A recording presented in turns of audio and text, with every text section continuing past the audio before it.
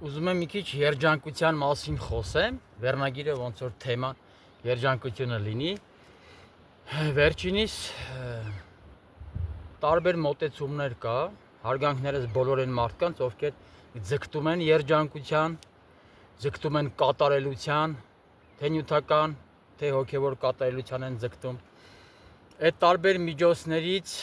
մեկն էլ կարևոր չի, առաջնային կարևոր, երկրորդական, ես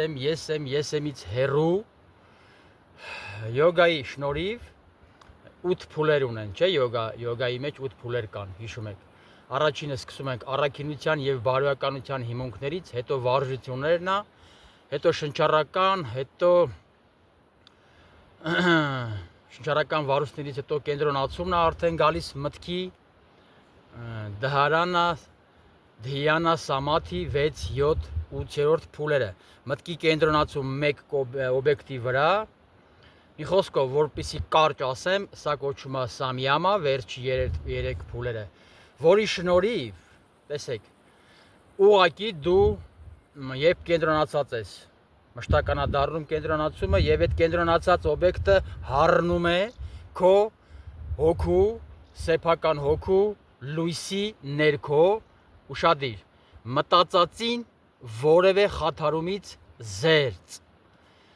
Դա ինչ է նշանակում, ինչպես կարանք մեկնաբանենք։ Երբ շատերն ասում են, որ յոգա սուտրաները հնարավոր չի մեկնաբանել, դե լսեք։ Երբ դու երջանկություն ես զգում, դա այդ վիճակն է, որ քո կենտրոնացած օբյեկտը, քո երազած օբյեկտը հառնել է քո հոգու լույսին, ու դու արդեն զգում ես երջանկությունը, ու երջանկության ժամանակ էլ ոչ մի միտք չկա,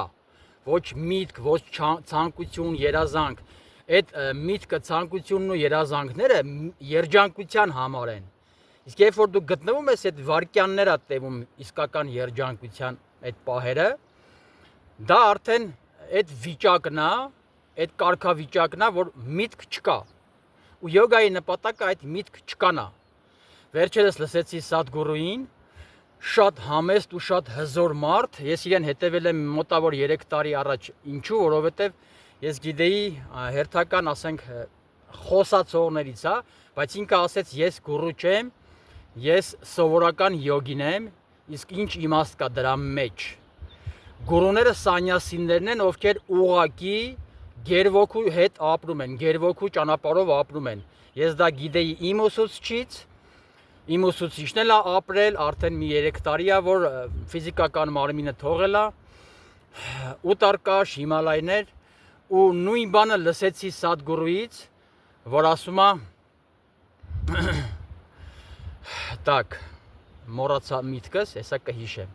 Մի խոսքով իմաստը երջանկությունն է, ու այդ երջանիկ պահերը գտնվում են միտք չկա վիճակում։ Երբ որ միտք չկա, դու ուղղակի դրան հասնում ես։ Դա կոչվում է Սամաթի վիճակ։ Սամաթի վիճակի մեջ կարելի է սկզբից, երբ որ առաջի անգամ Սամաթի եմ ես հասել, ես չեմ էլ հասկացել դա ինչ է կատարվում,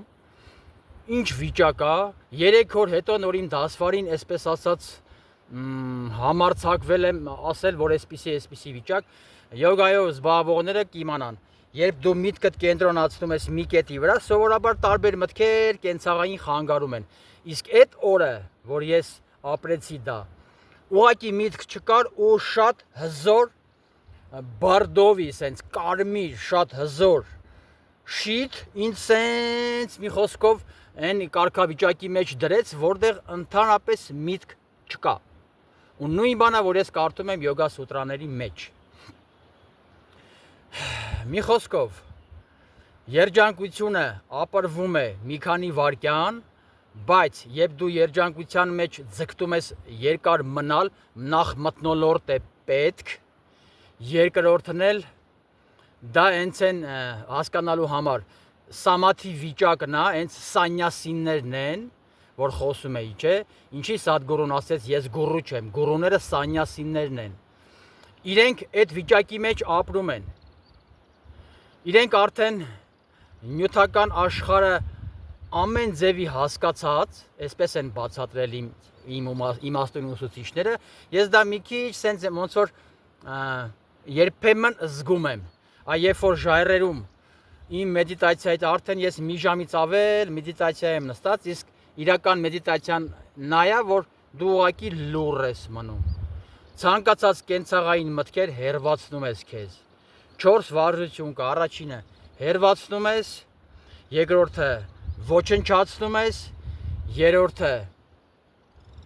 ուղղակի վառում ես մտքի ուժով, չորրորդը արհամարում ես։ Այս 4 մտքի վարույթների շնորհիվ կենցաղային մտքերը հերվածնում ես քեզանից։ Թեման երջանկություններ,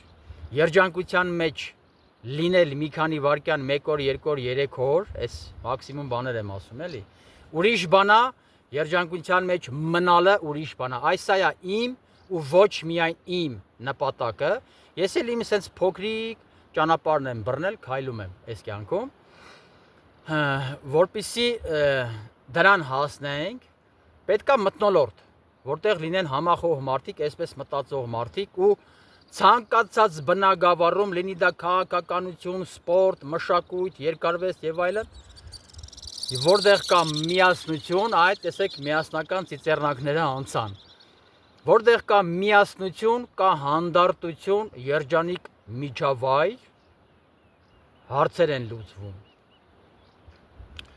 Ձգտենք երջանկության,